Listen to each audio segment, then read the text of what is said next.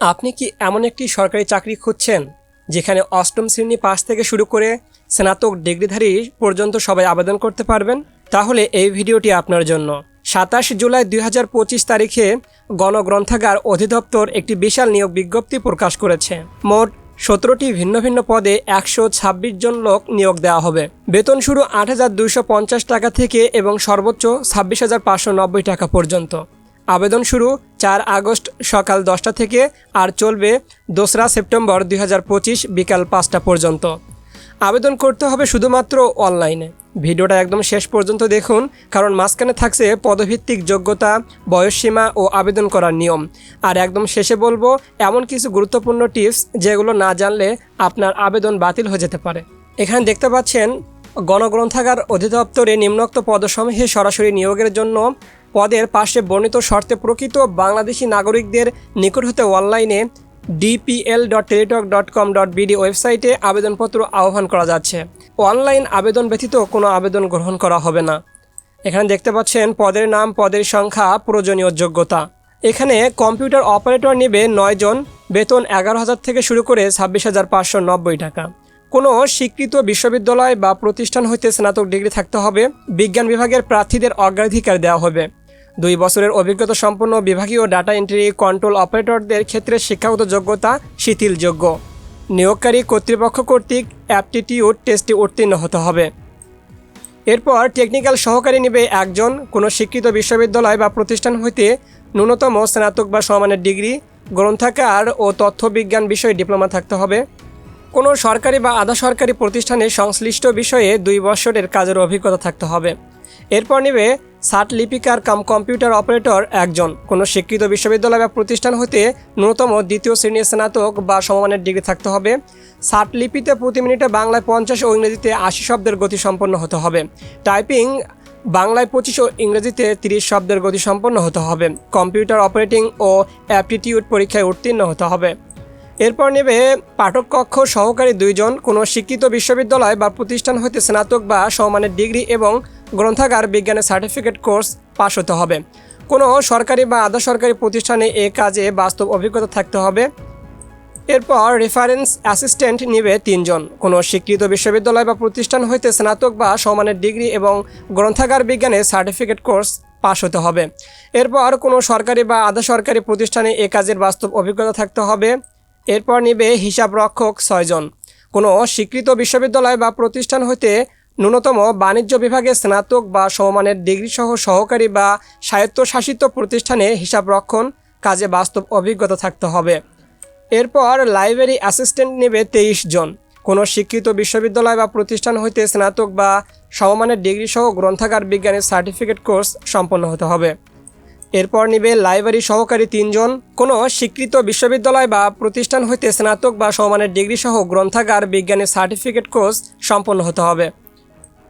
এরপর data entry operator পদে 23 জন লোক নিয়োগ নেবে। কোনো স্বীকৃত বিশ্ববিদ্যালয় বা প্রতিষ্ঠান থেকে স্নাতক বা সমমানের ডিগ্রি থাকতে হবে। কোনো শিক্ষিত প্রতিষ্ঠান হতে কম্পিউটার বিষয়ে ডিপ্লোমা ডিগ্রি সার্টিফিকেট সম্পন্ন হতে হবে। কম্পিউটার অপারেটিংয়ে অ্যাপটিটিউড টেস্টে উত্তীর্ণ হতে হবে। এরপর অ্যাকাউন্টস অ্যাসিস্ট্যান্ট নেবে 1 জন। এর বেতন স্কেল 9,300 থেকে 22,490। কোনো শিক্ষিত বিশ্ববিদ্যালয় বা প্রতিষ্ঠান হতে বাণিজ্য বিভাগে স্নাতক বা সমমানের ডিগ্রি থাকতে হবে। এরপর ক্যাশিয়ার নেবে 1 জন। বেতন স্কেল 9,300 থেকে 22,490। কোনো স্বীকৃত বিশ্ববিদ্যালয় বা প্রতিষ্ঠান হতে বাণিজ্য বিভাগে স্নাতক বা সমমানের ডিগ্রি থাকতে হবে। এরপর নেবে অফিস সহকারী কাম কম্পিউটার মুদ্রাক্ষরিক 4 জন নেবে। কোনো স্বীকৃত বিশ্ববিদ্যালয় বা প্রতিষ্ঠান হতে স্নাতক বা সমমানের ডিগ্রি থাকতে হবে। টাইপিংয়ে প্রতি মিনিটে বাংলায় 20 ও ইংরেজিতে 20 শব্দের গতি সম্পন্ন হতে হবে। কম্পিউটার অপারেটিং ও অ্যাপটিটিউড টেস্টে উত্তীর্ণ হতে হবে। এরপর নেবে ড্রাইভার, বেতন স্কেল 9,300 থেকে 22,490 1 জন। কোনো স্বীকৃত বোর্ড হইতে অনুন্নত এসএসসি বা সমমানের পরীক্ষায় উত্তীর্ণ হতে হবে। সড়ক পরিবহন আইন 2018, সরকারি মোটর ভেহিক্যাল অর্ডিন্যান্স 1983 এর বিধান অনুসারে ভারী ও হালকা মোটরযান চালনায় লাইসেন্স প্রাপ্ত হতে হবে। গাড়ি চালনায় 1 বছরের বাস্তব অভিজ্ঞতা থাকতে হবে। এরপর নেবে ডেসপাস রাইডার 1 জন নেবে। কোনো স্বীকৃত বোর্ড হতে ন্যূনতম এসএসসি বা সমমানের পরীক্ষায় উত্তীর্ণ হতে হবে এবং সড়ক পরিবহন আইন এর বিধান অনুসারে লাইসেন্স প্রাপ্ত হতে হবে।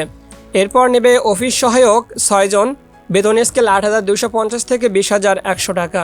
কোনো শিক্ষিত বোর্ড হইতে ন্যূনতম মাধ্যমিক বা সমমানের পরীক্ষায় উত্তীর্ণ হতে হবে।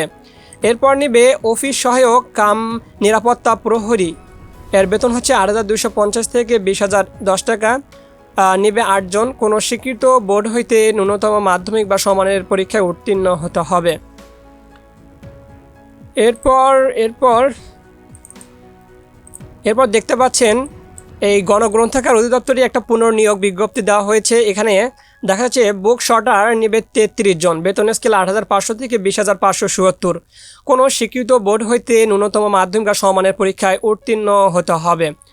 এখন আমরা দেখব যে আবেদন করতে কি লাগবে বা কীভাবে আবেদন করবেন, সব কিছুই থাকবে। এখন আবেদন ফর্ম পূরণ এবং পরীক্ষায় অংশগ্রহণের ক্ষেত্রে নিম্নবর্ণিত শর্তাবলী অবশ্যই অনুসরণ করতে হবে। সকল পদের প্রার্থীর ক্ষেত্রে 1/7/2025 তারিখে বয়সসীমা 18 থেকে 32 বছরের মধ্যে হতে হবে। এরপর সরকারি, আধা সরকারি ও স্বায়ত্তশাসিত প্রতিষ্ঠানে চাকরিরত প্রার্থীদের অবশ্যই যথাযথ কর্তৃপক্ষের অনুমতিক্রমে আবেদন করতে হবে। এরপর চাকরি আবেদন ফর্মে অ্যাপ্লিকেন্টস কপি, সর্বশেষ শিক্ষাগত যোগ্যতা সহ সকল শিক্ষাগত যোগ্যতা উল্লেখ করতে হবে। এরপর পরীক্ষা অংশগ্রহণের ইচ্ছুক প্রার্থীগণ dpl.teletalk.com.bd ওয়েবসাইটের মাধ্যমে আবেদনপত্র পূরণ করতে হবে। আবেদনের সময়সীমা আগেই আমরা বলে দিয়েছি। আর আবেদনপত্রে প্রার্থীর রঙিন ছবি লাগবে, স্বাক্ষর লাগবে। এরপর অ্যাপ্লিকেন্টস কপিতে একটি ইউজার আইডি নম্বর দেয়া থাকবে, অর্থাৎ যেখানে আপনি আবেদন করবেন সেই কাগজে একটা ইউজার আইডি থাকবে।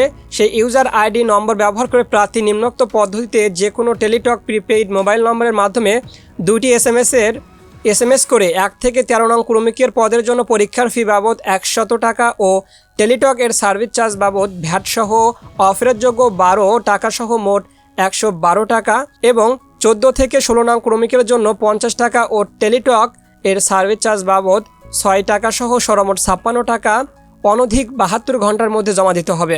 আর আপনি অনলাইনে আবেদন করলেন কিন্তু টাকা জমা দিলেন না, তাহলে আপনার আবেদন বাতিল বলে গণ্য হবে। এরপর এসএমএসের মাধ্যমে টাকা প্রদানের নিয়ম হচ্ছে, প্রথমে ডিপিএল লিখে স্পেস দিয়ে ইউজার আইডি লিখতে হবে, দেন সেন্ড করতে হবে 1622 নম্বরে। এরপর আবার দ্বিতীয় এসএমএস দিতে হবে DPL space ES space PIN লিখে সেন্ড করতে হবে এত নম্বরে। অর্থাৎ আপনি আগে যে এসএমএস করবেন সেখানে আপনার পিন নম্বর দেওয়া থাকবে। এই ছিল আজকের ভিডিওটি কেমন লাগলো অবশ্যই কমেন্ট করে জানাবেন। এবং আপনারা যারা অনলাইন আবেদন করতে পারবেন না তারা চাইলে আমাদের সাথে যোগাযোগ করতে পারবেন। ডেসক্রিপশন বক্স বা কমেন্ট বক্সে হোয়াটসঅ্যাপ নাম্বার দেওয়া থাকবে। তো দেখা হচ্ছে অন্য একটি নতুন চাকরি নিয়োগ বিজ্ঞপ্তিতে। ততক্ষণ পর্যন্ত ভালো থাকুন, সুস্থ থাকুন। আল্লাহ হাফেজ।